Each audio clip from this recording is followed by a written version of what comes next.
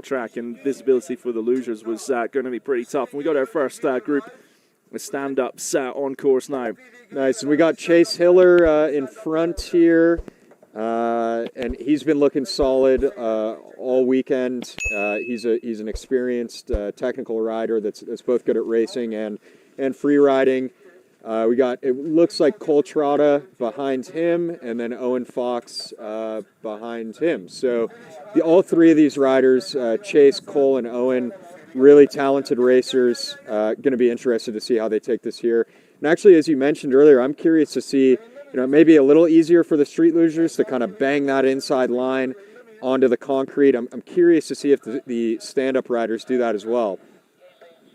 Yeah, it's going to be interesting to see just the plan here. We're going to drop back to the drone. Watch that boulder.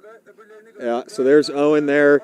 He didn't hit the inside of that corner, but he's looking solid. He had a good drift placement there where he placed his slide to slow down. And this road is really dried up as well, just in the last sort of 40 minutes, which is great news because it means these guys and these men and women can absolutely push it. Just as you were talking about, that's where Kobe went off, but cut that on the inside and staying on the tarmac there. Right. Yeah, it's interesting to see as these riders get a little bit closer to racing and qualifying. Their practice runs are looking a little hotter and a little hotter. They're riding with a bit more danger and intensity, which we like to see. Yeah. It makes sense.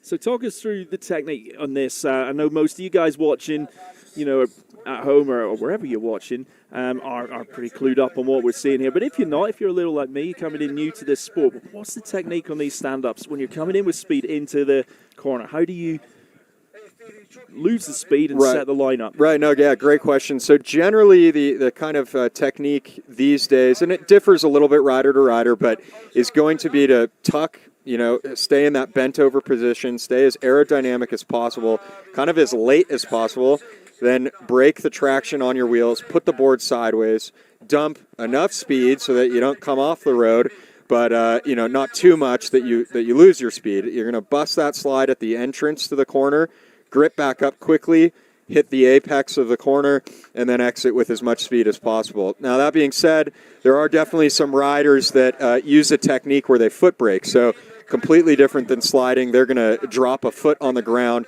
kind of the way the street losers do to burn their speed before the corner. So interesting to see the different techniques. And there's Chase Hiller there ending his run. Looks like Cole came in behind him. Yeah. So we see some of the women are underway as well.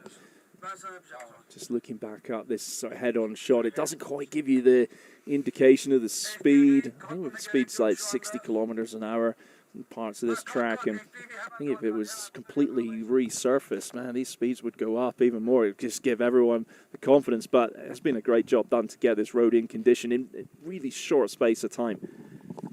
Yeah, totally. I think the riders all agree. Hey, if this thing was paved a bit better, it'd be quite a different track and way faster. But that being said, like to your point, I mean, the way that this got prepared kind of last minute, it's good. It's an exciting road. It's long. It's different from a lot of the other tracks on the circuit. So I can only imagine the speeds and what we'd see if it was repaved. But for something last minute, this is a good track. I think the most important thing is that we are going to get some racing today. That's what everyone wants. People travelled from all over the world, and we really appreciate the efforts of everyone.